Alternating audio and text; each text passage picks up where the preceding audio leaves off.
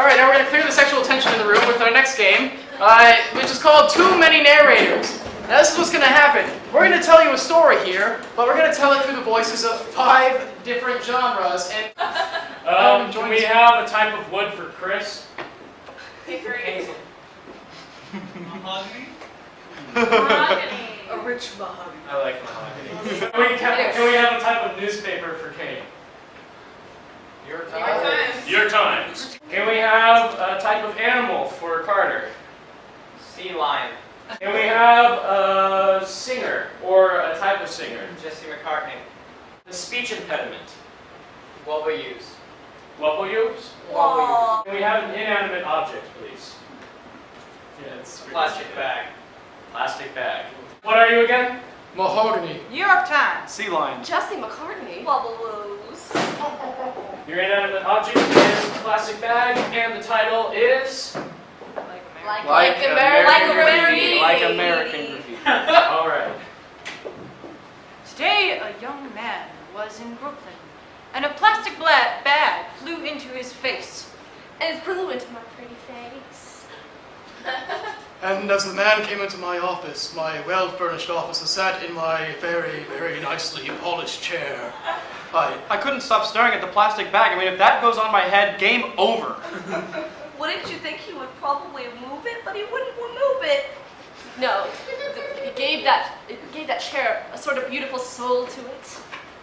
A high trend in today's youth is to come into interviews with bags on their heads. He slammed his hands down on my very, very hardwood desk and asked me if I could help him find a house. I decided not to help him and go for a swim in the ocean, one of my favorite activities of all time.